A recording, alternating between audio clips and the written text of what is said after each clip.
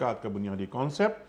کچھ باتیں تو عطا فرمائی شیخ صاحب نے, ذرا اس کو مزید کھولتے ہیں. صاحب نصاب کون ہوتا ہے؟ صاحب نصاب کی تعریف بیان کرنے سے پہلے میں ایک بات ضرور ذکر کرنا چاہتا ہوں. بہت اچھا کیا آپ نے سوال پوچھ لیا. انیق صاحب, نماز نہیں پڑھی جا سکتی جب تک کہ نماز کا طریقہ معلوم نہ ہو.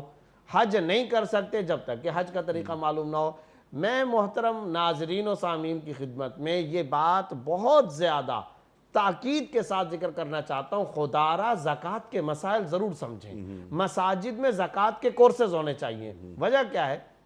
ہمارا بہت بڑا طبقہ جو مسلمانوں کا طبقہ ہے اور ماشاءاللہ وہ زکوٰۃ ادا کرنا چاہتے ہیں, لیکن سچی بات یہ ہے کہ مسائل معلوم نہ ہونے کی وجہ سے وہ زکوٰۃ صحیح طور پر ادا نہیں کر رہے.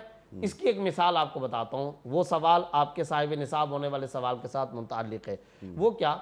عام مشہور ہے یہ بات انیق صاحب کہ سونے پر زکوٰۃ کب آئے گی؟ جب 7.5 تولہ ہو جائے. یہ سونے کا نصاب ہے. اچھا جی, چاندی پر زکوٰۃ کب آئے گی؟ جب 52.5 تولہ ہو جائے. اب ہمارے کئی سارے ایسے لوگ ہیں, کئی خواتین ہیں جن کے پاس 2-3 تولہ سونا موجود ہے.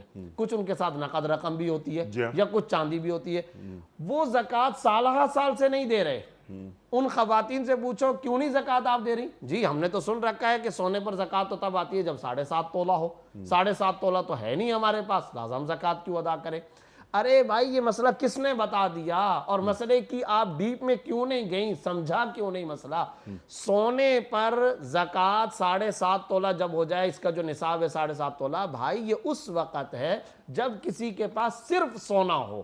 سونے کی یا تو ڈلیاں ہیں یا سونے کا زیور ہے, 1 روپیہ بھی اس کے ساتھ نہ ہو, چاندی کا بالکل ٹکڑا نہ ہو, مال تجارت بالکل نہ ہو. لیکن اگر انیق صاحب سونا ہے, چاہے 1 تولہ ہی کیوں نہ ہو, اور اس کے ساتھ اگر آپ کے پاس نقد رقم آپ کی ذاتی ملکیت میں ہے اور وہ چاہے 1 روپیہ کیوں نہ ہو, 1 تولہ سونے پر بھی زکوٰۃ آ جائے گی. اب نصاب سونے والا نہیں چلے گا, اب نصاب چاندی والا چلے گا. اور چاندی کا نصاب 52.5 تولہ چاندی ہوتا ہے, جس کا خلاصہ یہ ہے کہ اگر سونا اور نقد رقم ملا کر کے 35,000 روپیہ اگر آپ کے پاس ہے, آج کل کے حساب سے 35,000 روپیہ اگر آپ کے پاس بنتا ہے سونا اور یہ نقد رقم یا سونا اور چاندی ملا کر, تو آپ پر زکوٰۃ فرض ہے.